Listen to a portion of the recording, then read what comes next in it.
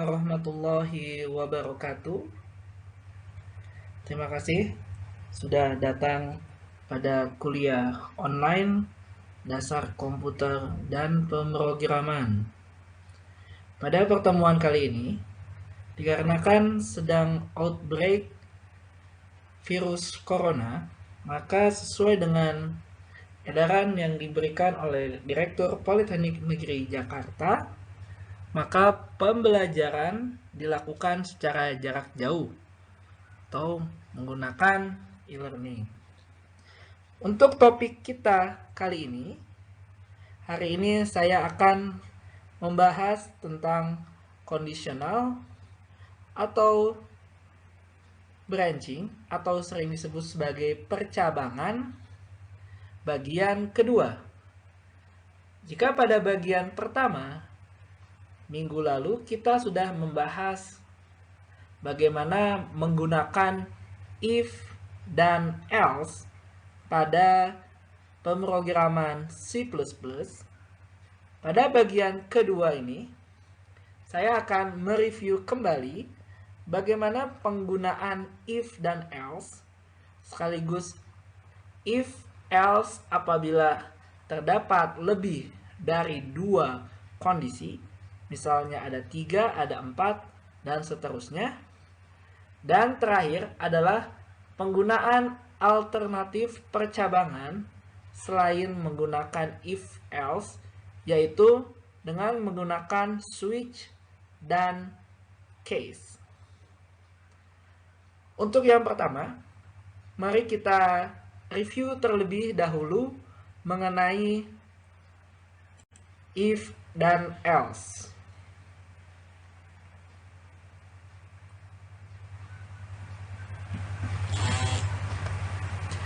Baik, if dan else struktur ini akan memerintahkan komputer untuk memilih antara 2 statement atau 2 pernyataan berdasarkan perbandingan. Ingat, di sini perbandingan kita menggunakan operator logika. Misalnya adalah 2 sama dengan atau sama dengan atau bisa juga perbandingan kurang dari sama dengan, lebih dari sama dengan, atau tidak sama dengan. Nah, ini adalah contoh bagaimana sintaks kita menuliskan menggunakan if. Yang pertama adalah if dalam kurung ekspresinya, ekspresi di sini adalah kondisinya, suatu pernyataannya benar atau salah. Dilanjutkan dengan statement pertama atau pernyataan pertama, dan ingat, ini selalu diakhiri dengan titik koma. Jangan sampai lupa titik koma. Selanjutnya adalah else. Kemudian pernyataan kedua atau statement kedua, dan diakhiri dengan titik koma. Ini adalah apabila kita menuliskan menggunakan 2 baris. Apabila kita menuliskan menggunakan 4 baris, ini adalah yang biasanya sering dijumpai pada pemrograman. Mengapa? Karena dengan 4 baris kita bisa lebih mudah membaca bagian-bagian dari pemrograman. Yang pertama tetap if ekspresinya atau kondisinya, dan ingat di sini setelah if tidak ada tanda titik koma. Kemudian enter, statement pertama dan titik koma. Untuk else-nya sama, setelah else tidak ada titik koma, dan untuk pernyataan kedua diakhiri dengan titik koma. Ini adalah review bagaimana kita menuliskan if dan else kalau hanya ada 2 kondisi dan hanya ada 1 statement atau 1 pernyataan di dalam if atau di dalam else.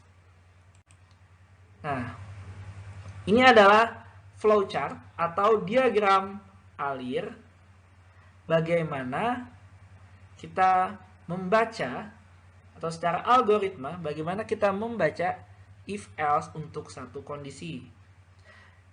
Kita potong bagian startnya. Misalnya ada statement pendahuluan, sebuah pernyataan pendahuluan, bisa apapun. Apabila masuk ke dalam blok if, maka akan dicek apakah kondisinya benar. Benar atau tidak? Jika iya, benar, maka akan dilanjutkan dengan statement pertama atau pernyataan pertama di dalam kondisi if. Dan dilanjutkan dengan statement berikutnya. Tapi jika salah, maka masuk ke else dan yang dijalankan bukan statement pertama. Tapi yang dijalankan adalah jika salah adalah statement kedua. Baru dilanjutkan dengan statement berikutnya.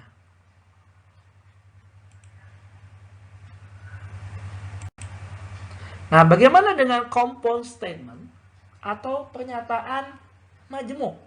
Jadi, pernyataannya di dalam if bisa lebih dari satu pernyataan. Sering disebut sebagai compound statement. Ini adalah contohnya. Pertama sama, kita tuliskan if terlebih dahulu. Dalam kurung adalah ekspresi yang kita akan cek nilai kebenarannya. Ingat, di akhir tidak ada titik koma. Enter. Kita mulai dengan tanda kurung kurawa buka. Artinya, compound statement atau pernyataan majemuk atau lebih dari satu pernyataan di dalam if harus diletakkan di dalam kurung kurawa. Baru kita mulai dengan statement pertama. Lanjut dengan statement kedua. Ingat, di setiap statement selalu ada titik koma. Jangan lupa titik koma. Dan statement ketiga, jika ada 3 statement. Yang jelas adalah apabila statementnya atau pernyataannya lebih dari 1.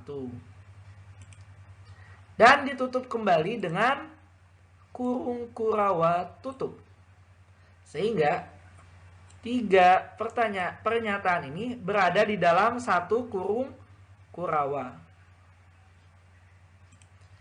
Selanjutnya adalah apabila kondisinya salah. Artinya else. Else sama kita tulis kurung kurawa buka. Kemudian statement berikutnya atau pernyataan berikutnya. Pernyataan berikutnya sampai pernyataan yang terakhir. Ingat selalu ada titik koma, dan titik koma di akhir setiap pernyataan. Dan akhirnya kita tutup dengan kurung kurawa kembali.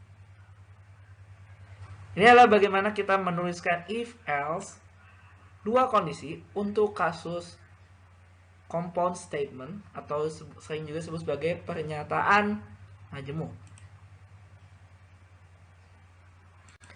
Berikutnya adalah bagaimana jika if else tersebut terdiri dari lebih dari 2 kondisi. Jadi bisa saja dalam pemrograman tidak selamanya kondisi itu harus 2. Bisa saja ada 3 kondisi, 4 kondisi, atau banyak kondisi.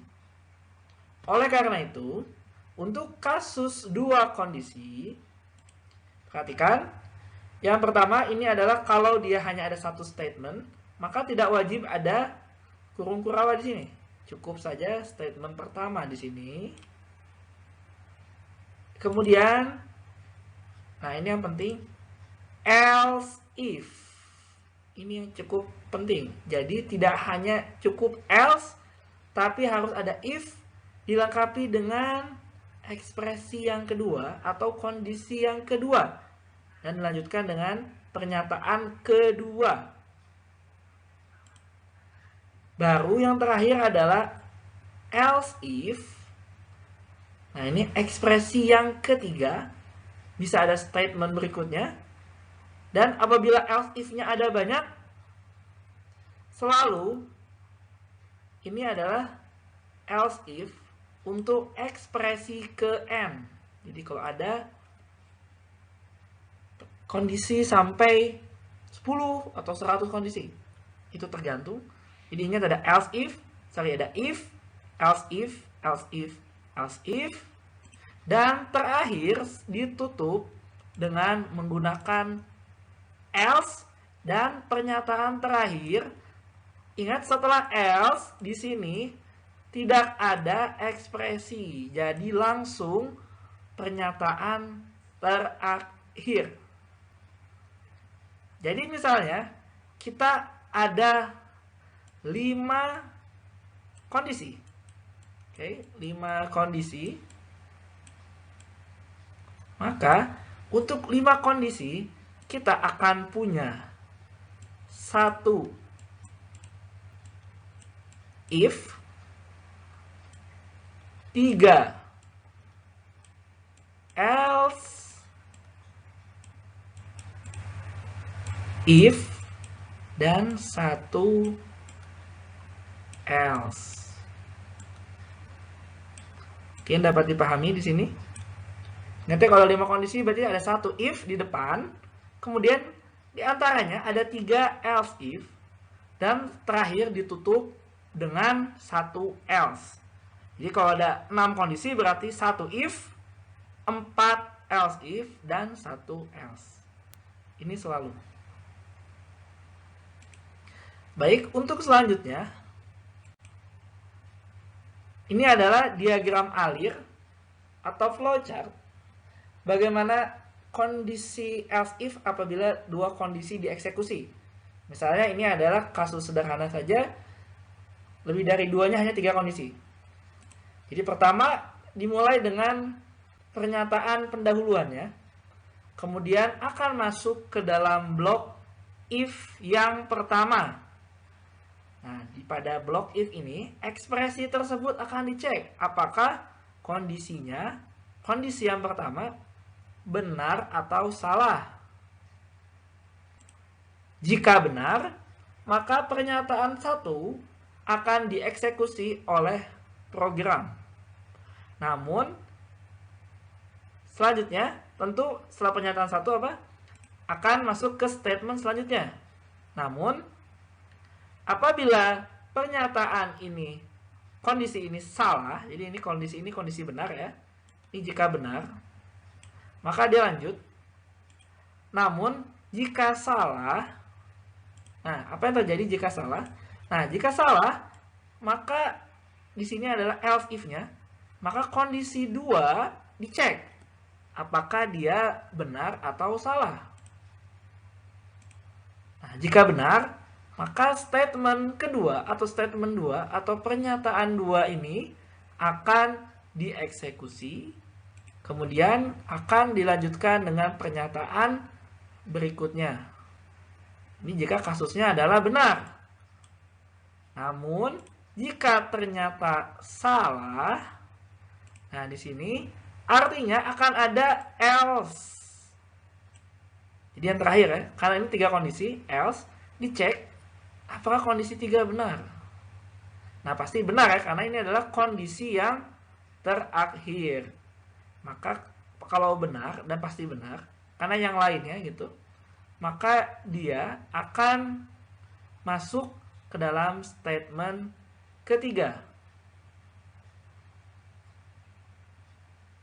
Oke, masuk statement ketiga, kemudian dilanjutkan dengan pernyataan berikutnya.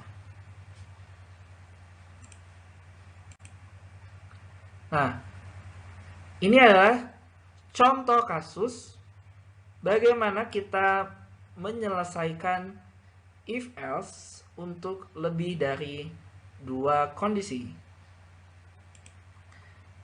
Di kasus ini adalah kasus umum.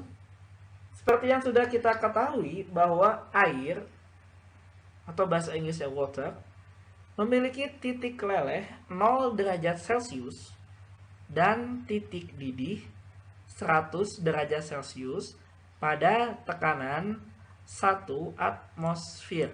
Oke, 0 derajat dan 100 derajat Celcius. Apa yang harus kita lakukan?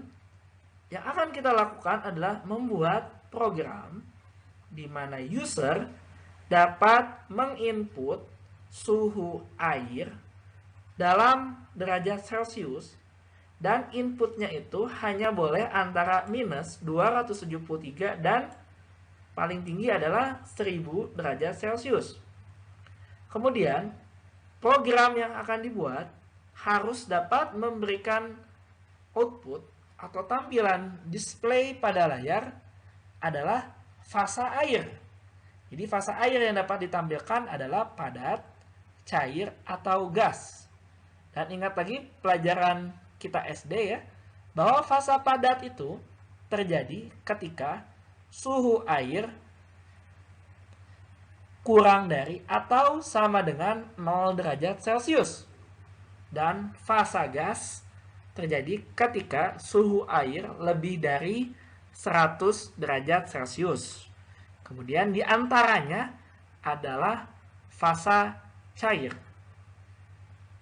Untuk menyelesaikan kasus ini, maka kita harus melakukan breakdown. Terlebih dahulu, apa saja variabel atau apa saja yang diperlukan dalam membuat program. Baik, untuk penyelesaiannya, satu, tentu kita butuh sebuah variabel suhu bertipe data float. Apa itu tipe data float?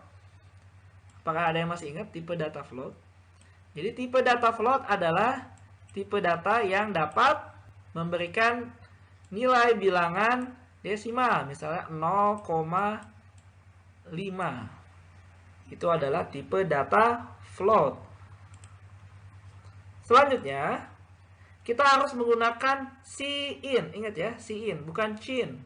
Tapi cin, kemudian dilanjutkan dengan tanda lebih besar, yang artinya untuk meminta user memasukkan nilai variabel suhu.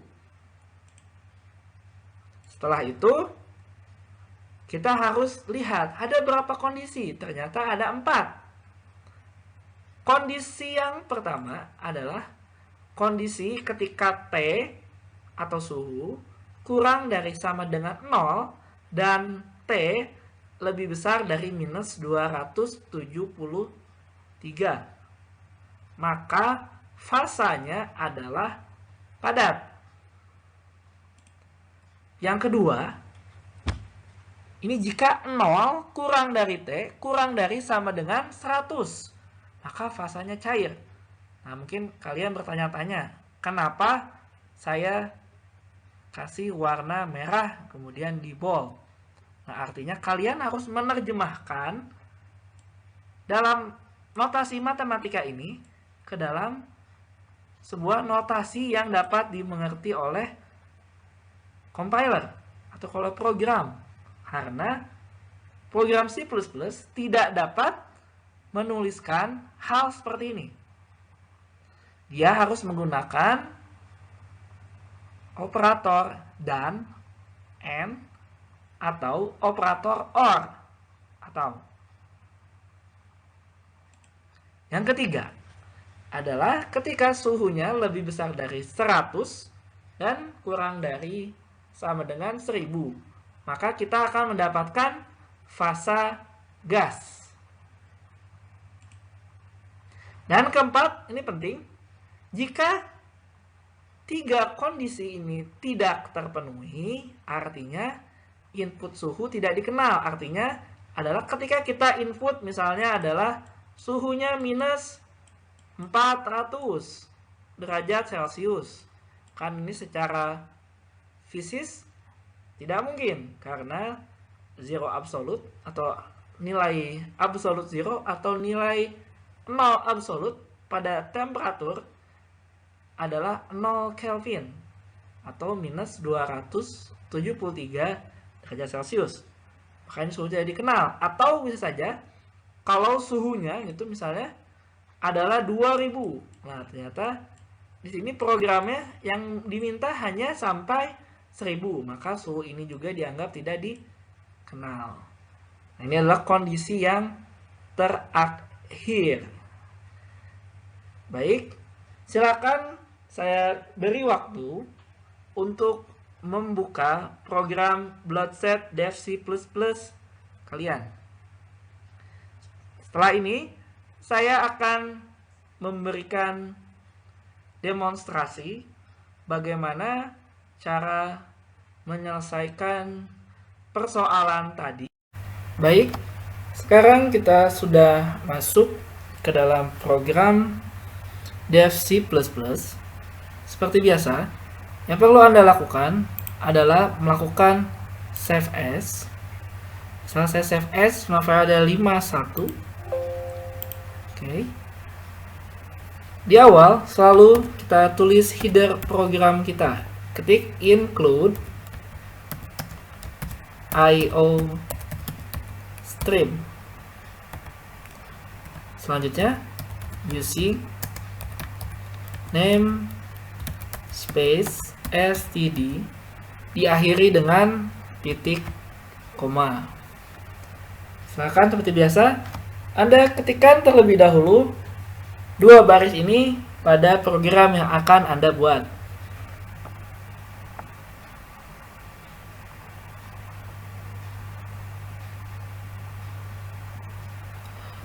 Selanjutnya, kita kasih spasi. Kita masuk ke dalam fungsi utama, int main, kurung buka, kurung tutup. Dan jangan lupa tanda kurung Kurawa. Selanjutnya adalah ketik return 0, titik, koma. Lalu save. File, save. Baik. Apa yang harus kita kerjakan? Mari kita lihat kembali.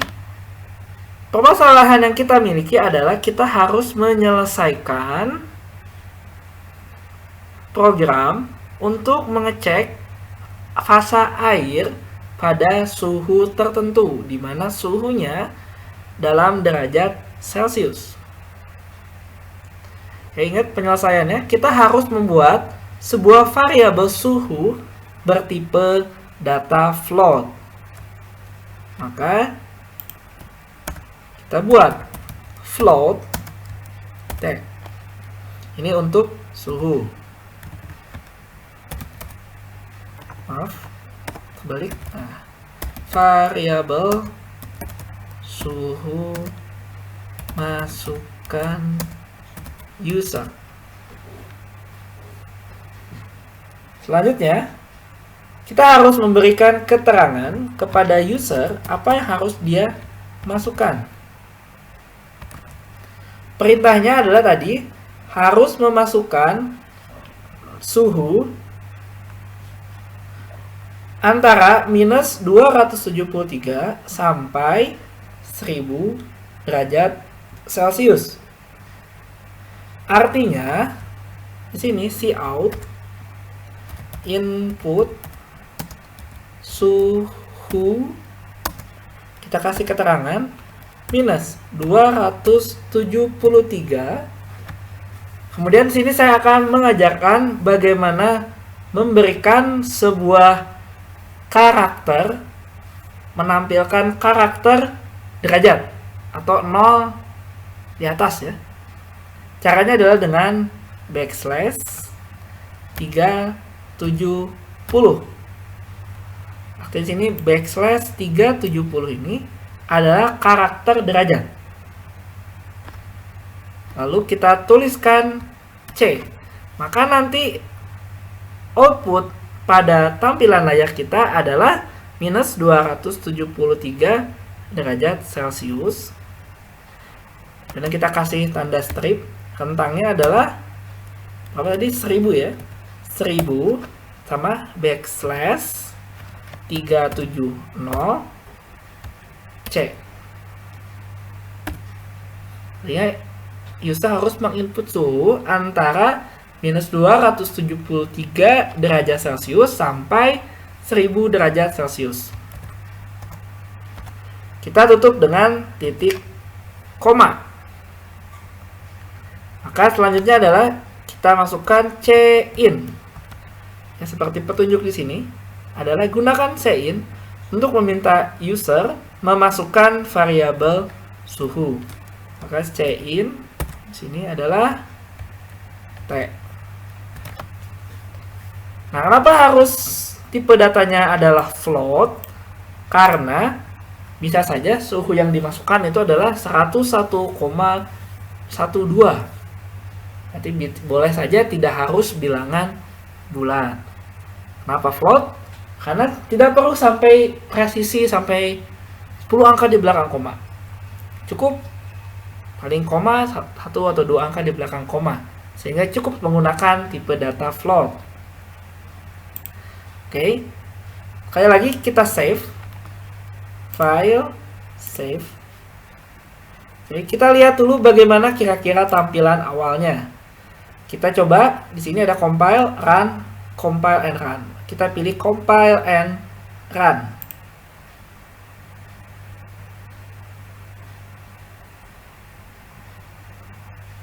Nah, lihat di sini backslash 370 itu 370 itu menjadi simbol derajat, ya. Setelah kita masukkan 900. Jadi 900 derajat Celcius. Nah, ini dia akan keluar exit karena kita belum memberikan perintah selanjutnya atau belum ada pernyataan selanjutnya yang akan dieksekusi. Dia akan masuk ke return 0. Baik, selanjutnya kita akan masuk ke blok if-nya. Kita lihat lagi. Ada 4 kondisi untuk suhu. Yang pertama adalah ini, fasa padat. Yang kedua adalah fasa cair. Yang ketiga adalah fasa gas. Dan yang keempat adalah jika input suhu tidak dikenal. Baik, untuk itu kita enter terlebih dahulu. Masuk ke baris 8, kita ketik if. Oke, kurung buka, kurung tutup. Artinya T, kondisi yang pertama adalah apa? Kurang dari sama dengan 0. Kurang dari sama dengan 0. Dan, ingat, untuk dan harus menggunakan simbol N 2 kali, double. T-nya ini harus lebih besar, ya. Harus lebih besar dari 273.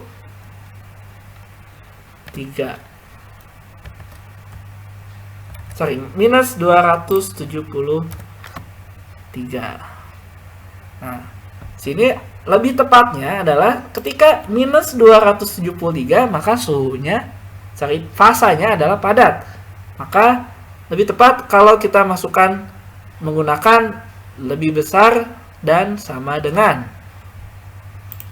Oke, ingat setelah ini tidak ada tanda titik koma, kita enter.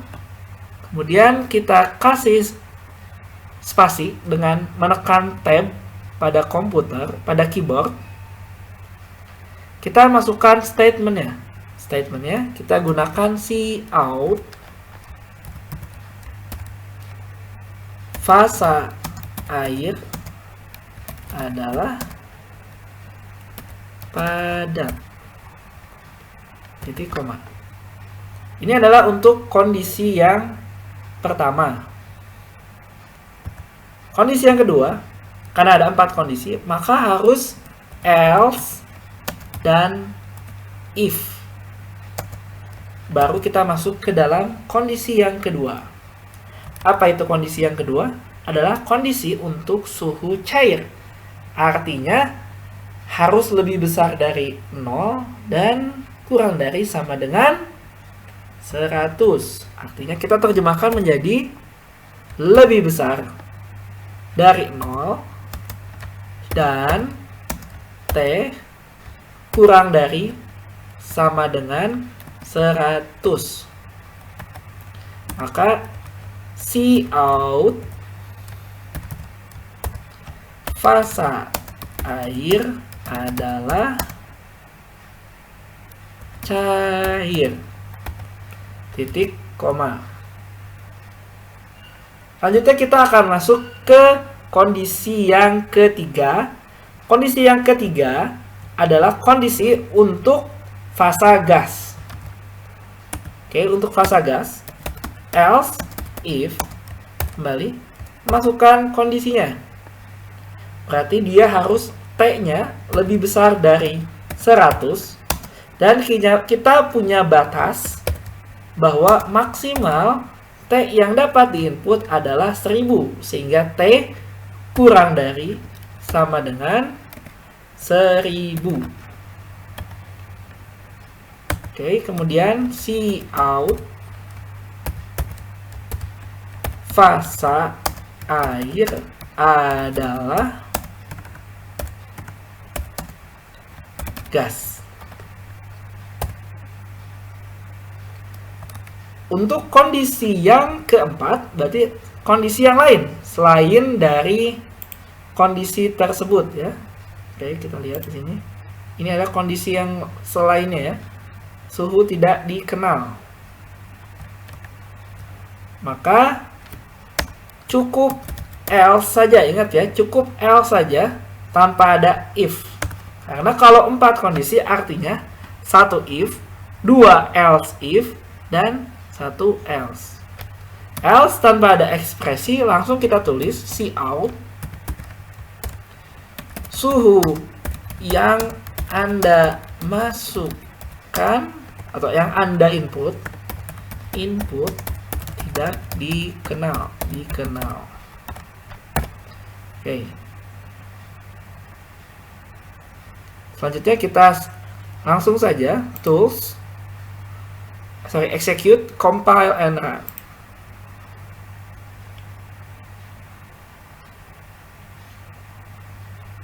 Oke, input suhu misalnya adalah minus 200,5.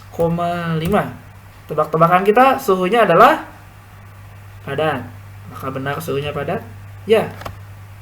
Fasanya adalah padat. Maka fasa air adalah padat. Oke, kita coba jalankan kembali.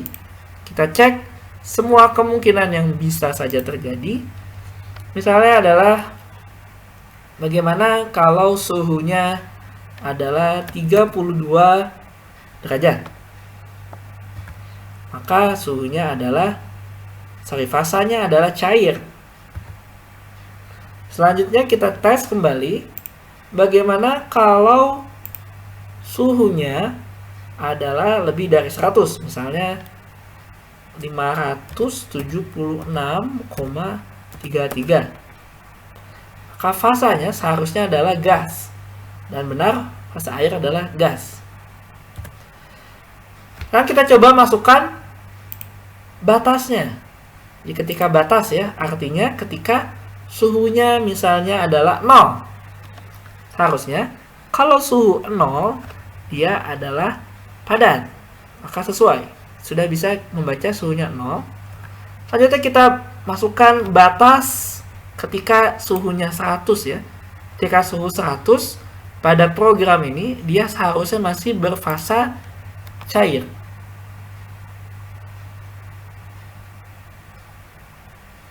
Kita lihat suhunya 100, apakah fasanya ya? Fasanya adalah cair.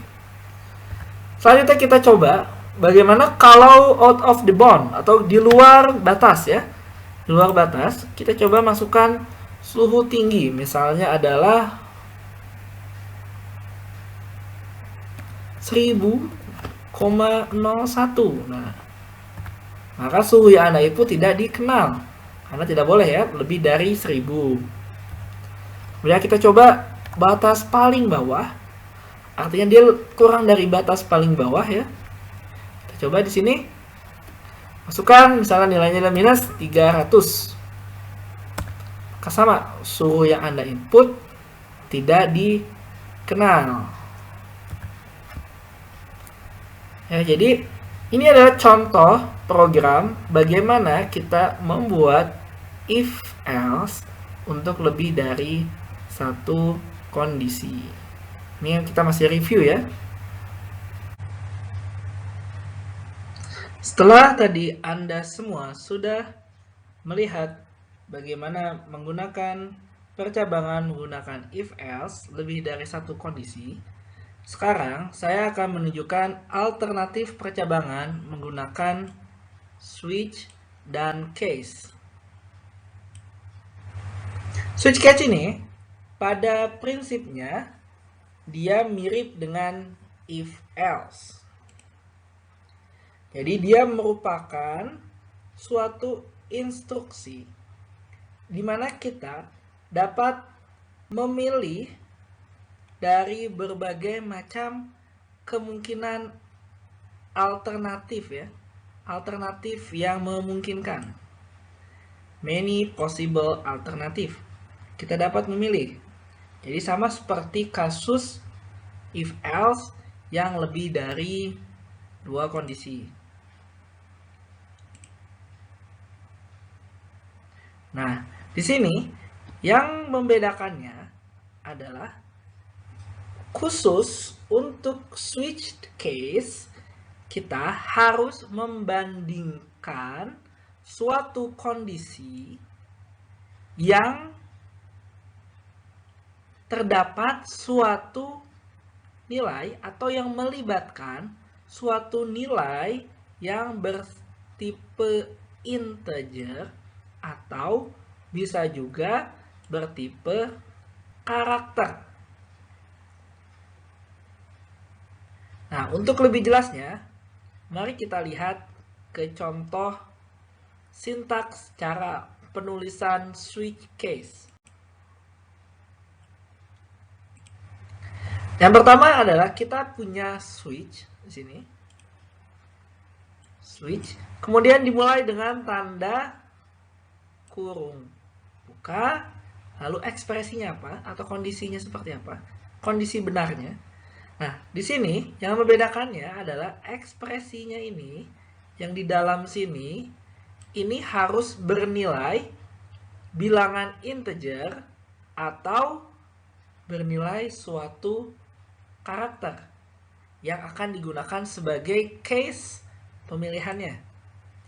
Selanjutnya, kita gunakan tanda kurung Kurawa untuk membuat statement-statement atau pernyataan-pernyataan yang ada di dalam switch. Kita masukkan pernyataan pertama dalam bentuk kasus, case value 1. Value 1 ini dia harus bernilai suatu bilangan integer atau bisa juga suatu karakter. Dan yang membedakannya adalah dia diakhiri dengan tanda titik 2, bukan tanda titik koma. Nah, di sini di dalam case suatu nilai pertama ini bisa saja terdapat berbagai macam statement. Nah, statement-statement ini tidak perlu dituliskan di dalam sebuah kurung Kurawa. Cukup ditulis secara berurutan saja. Dan terakhirnya, dia harus diakhiri dengan kata kunci break dan titik koma untuk mengakhiri case nilai pertama. Untuk selanjutnya, case nilai kedua atau value 2 sama dia titik koma dan dilanjutkan dengan pernyataan yang mendukungnya. Bisa lebih dari satu. Dan sama, dia harus diakhiri dengan break titik koma. Oke, di sini ada titik koma, sedangkan di sini dia menggunakan titik 2 ya. Ini yang harus menjadi fokus perhatian, jangan sampai salah menulis. Untuk apabila ada kasus ketiga, case value ketiga, atau value sampai ke n, nah ini ya, tinggal tulis saja, sama. Misalnya value 2, value 3, value 4, value 5, sampai value 100 pun bisa.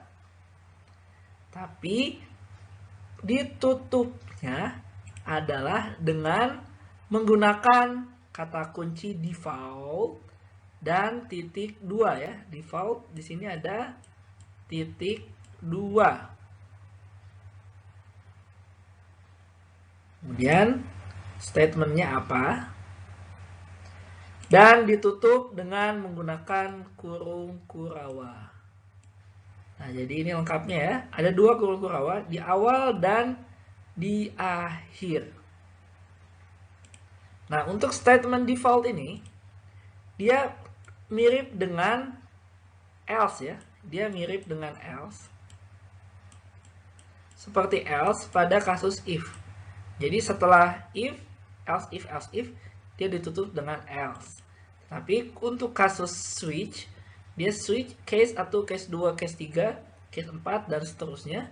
Dan diakhiri dengan default. Artinya, default ini adalah apabila seluruh case yang di atas default ini tidak terjadi ya. Seluruh case yang ada di default ini tidak terjadi. Nah, ini tidak terjadi, maka yang dikerjakan adalah yang statement pada default. Mungkin di sini Anda masih bertanya-tanya, masih belum jelas bagaimana cara penulisannya. Mari kita masuk ke dalam contoh kasus. Oke, contoh kasusnya cukup unik, adalah bagaimana kita membuat program kalkulator sederhana ya.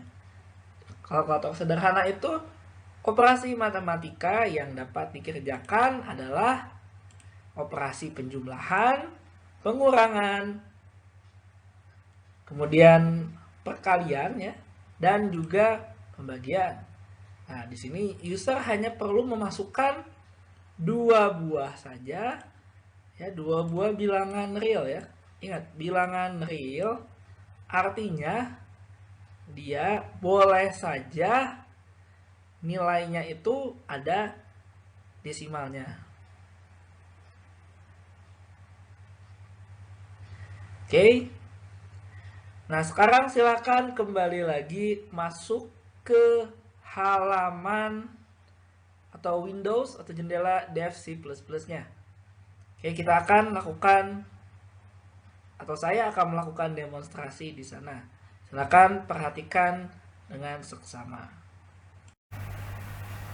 Baik, kita kembali lagi masuk ke dalam Windows Dev C++. Di sini kita akan membuat file baru, new source file ya.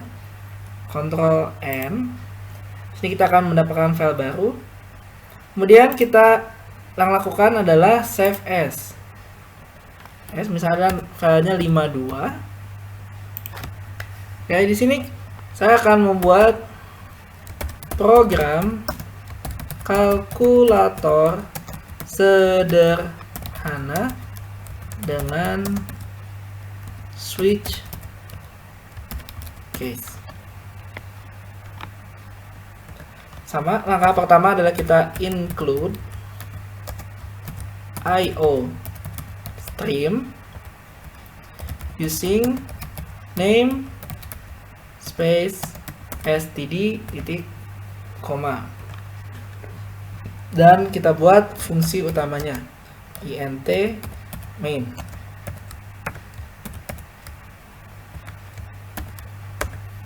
Kita buka dulu tutupannya, return 0.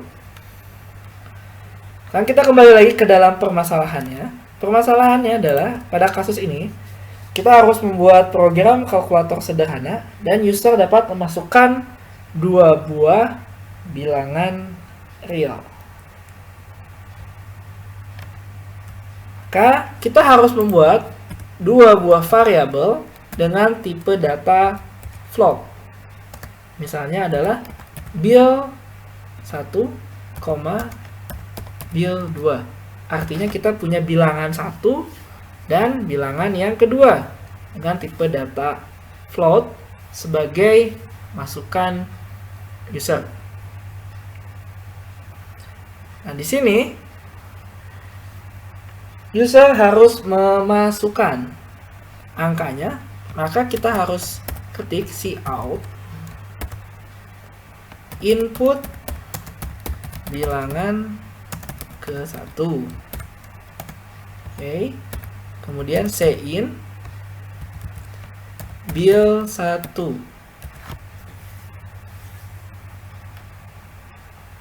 Dan cout input bilangan kedua. Dan cin bil 2. Oke, kita coba execute ya, compile and run.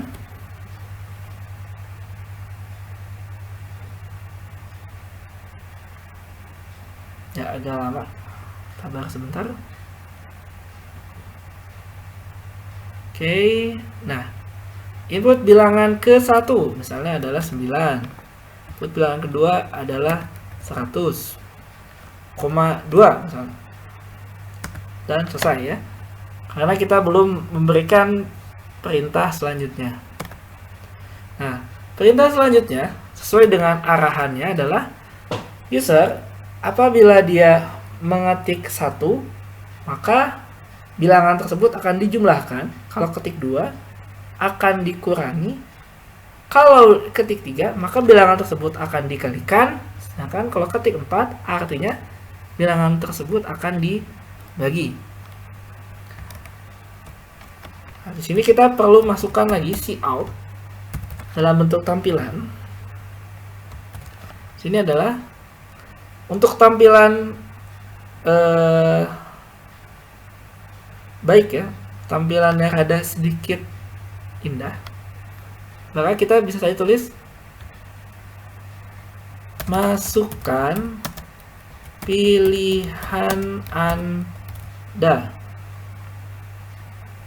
Masukkan pilihan Anda, lalu enter \n, kemudian cout. Nah, ini kita kasih \t ya, artinya kita kasih tab ya, 2 kali.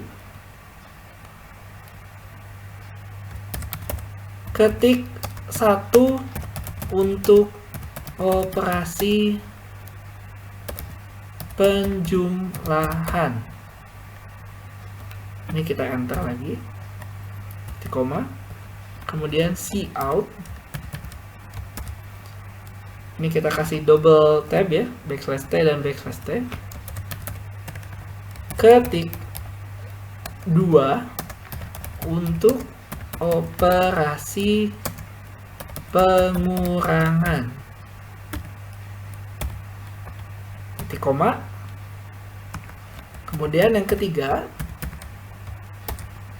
sama \t, ketik 3 untuk operasi perkalian. \n, titik koma, dan cout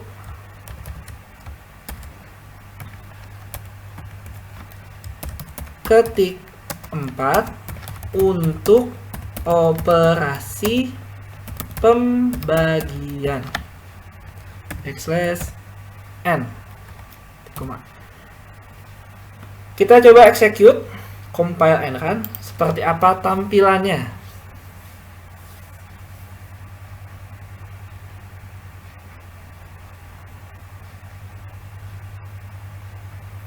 Bagaimana tampilannya? Tunggu sebentar. Komputer saya agak sedikit lemot. Oke, ini adalah tampilannya. Dia input bilangan ke 1 misalnya adalah 10. Input bilangan kedua misalnya adalah 20. Nah, sini akan muncul ya. Masukkan pilihan Anda. Ketik 1 untuk operasi penjumlahan. Ketik 2 untuk operasi pengurangan. Ketik 3 untuk operasi perkalian, dan seterusnya.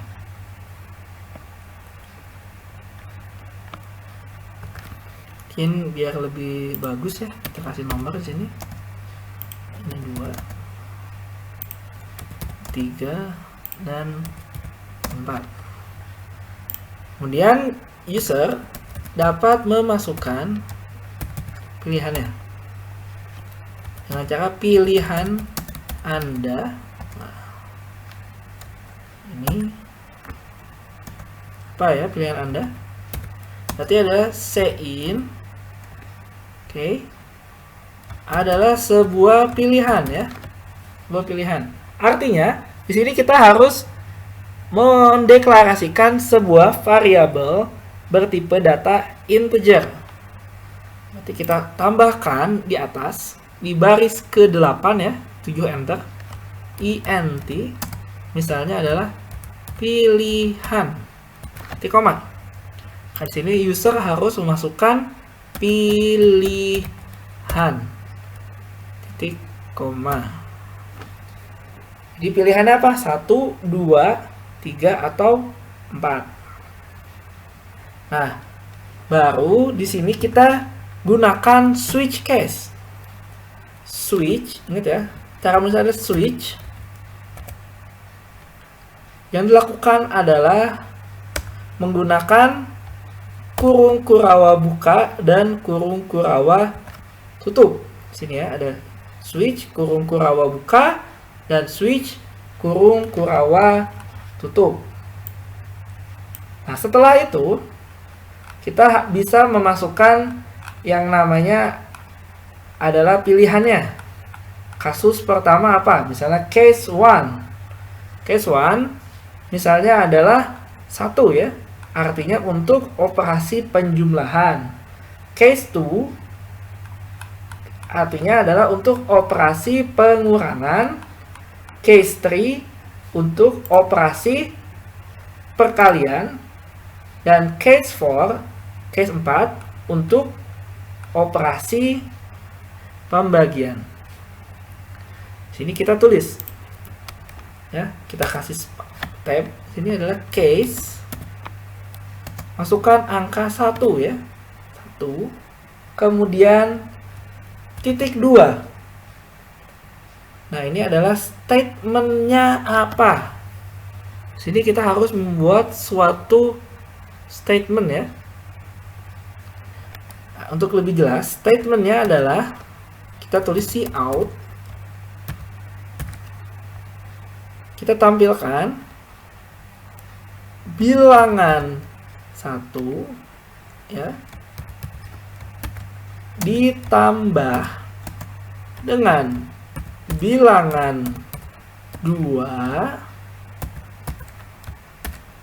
hasilnya ya adalah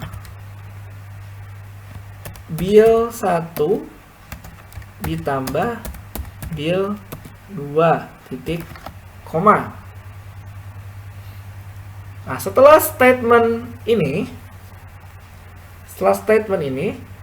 maka kita dapat menggunakan perintah break titik koma untuk beralih ke case 2 atau kasus yang kedua.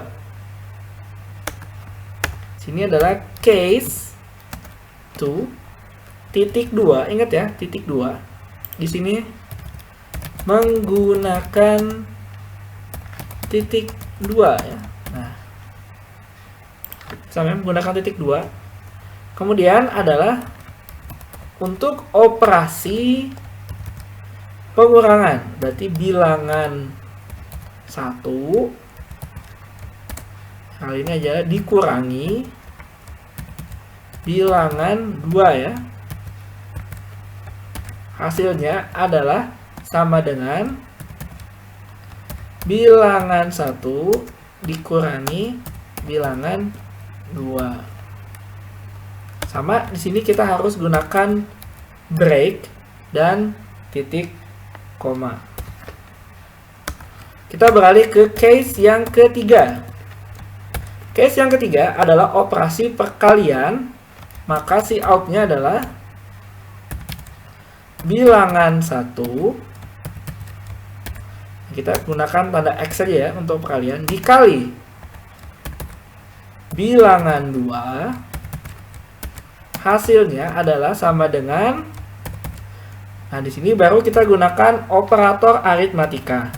Bil tanda bintang, bil 1 tanda bintang, bil 2. Nah, ini titik koma. Selanjutnya adalah break titik koma. Kita masuk ke kasus yang keempat, case 4 titik 2. Ini untuk operasi pembagian, artinya bilangan 1. Oke, untuk notasi pembagian kita gunakan tanda ini saja ya. Tanda bagi ya, tanda slash ya, garis miring. Bilangan 2 sama dengan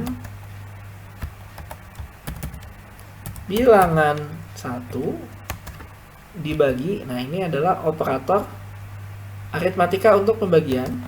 Bilangan 2 titik koma. Dan jangan lupa kita harus kasih break titik koma. Nah, kita ada 4 kasus. Kalau 1, 2, 3, dan 4. Nah, bagaimana kalau misalnya usernya ini bandel? Dia masukin misalnya angka 7.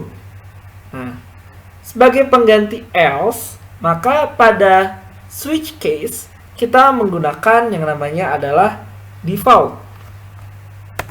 Jadi default, nah ini tidak ada nomornya, 1, 2, 3, langsung titik 2 ya. Default titik 2. Nah, berarti cout input yang Anda masukkan salah, program error titik 2. Oke, kita coba save terlebih dahulu ya, save. Dan kita coba di sini adalah compile and run ya, execute, compile and run.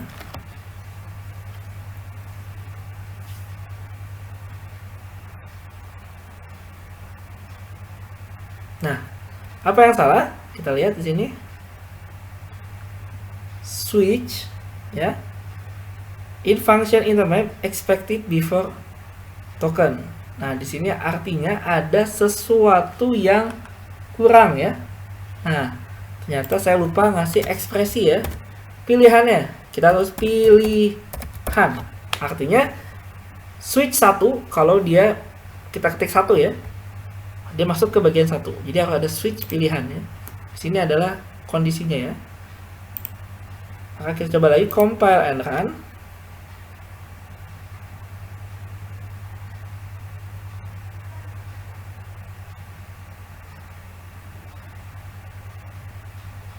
Tampaknya berhasil. Kita tunggu saja hasilnya seperti apa.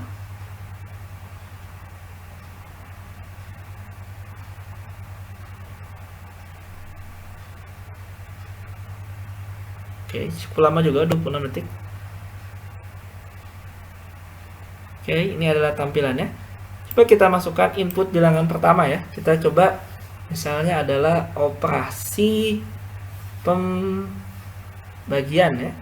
Operasi penjumlahan. Misalnya 10. Kedua adalah misalnya 78,3. Sini artinya 10 plus 78,3 menjadi 88,3. Kita enter. Nah, kita pilih operasi penjumlahan. Oke, kita pilih operasi penjumlahan, artinya kita ketik 1 ya, 1 pilihannya, lalu enter. Nah, maka 10 plus 78,3 sama dengan 88,3. Nah, ini selesai ya.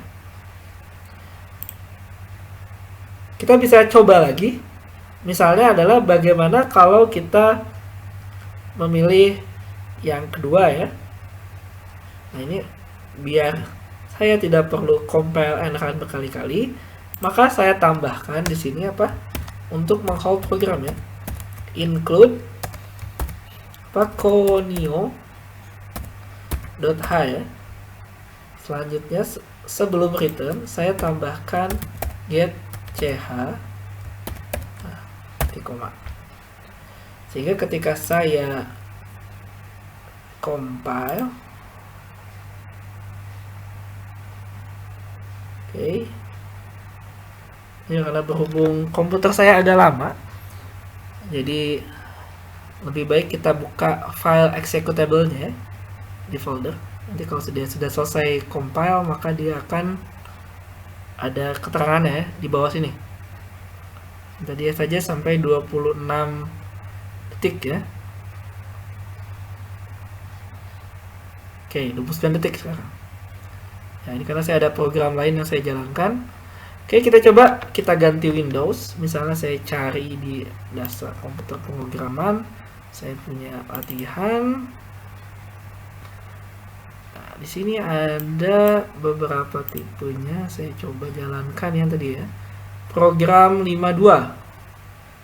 Nah, program 52. Nah, ini. Oke, ini program 52.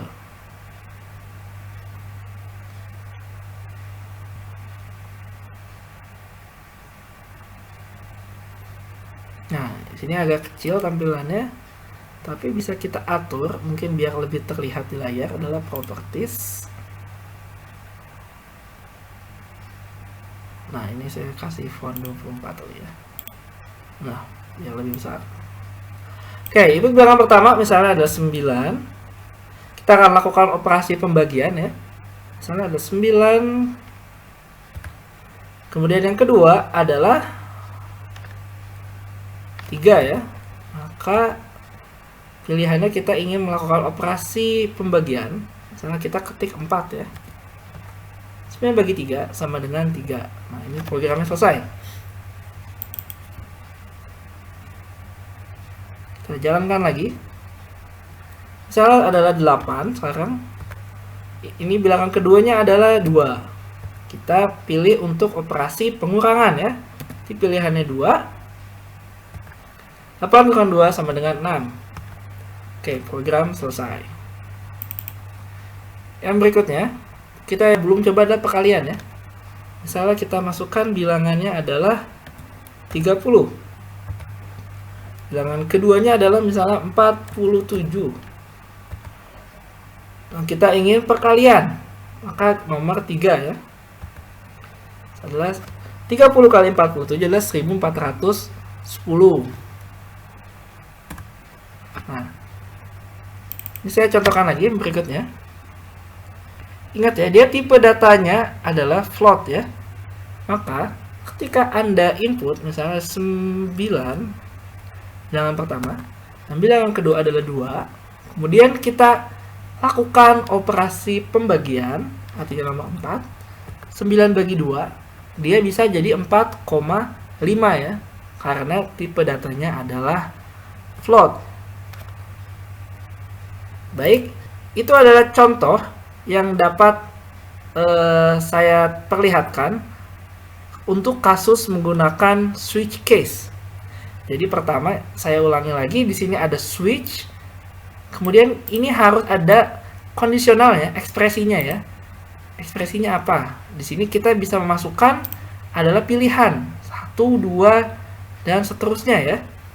Oke, tadi saya belum coba contohkan kalau kita masukkan angka yang ngaco ya. Angka yang ngaco misalnya kita masukkan angka 10 ya. Coba kita masukkan misalnya ini 9, ini 1. Kita pilihan misalnya angka 10. Maka keluarnya adalah ini. Input yang Anda masukkan salah. Programnya error.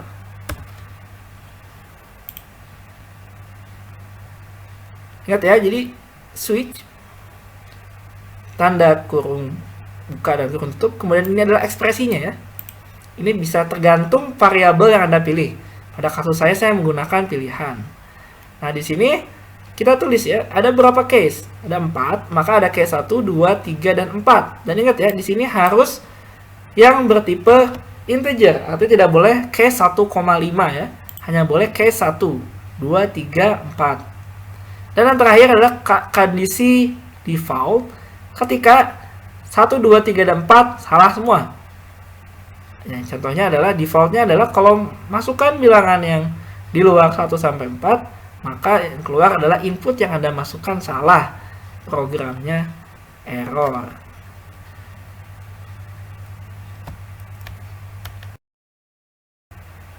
Tadi saya sudah mencontohkan bagaimana membuat program menggunakan C++ untuk kasus kalkulator sederhana ini.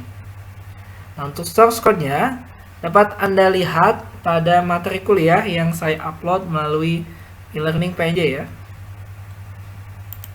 Saya sudah upload materinya. Silakan Anda cek di bagian e-learning.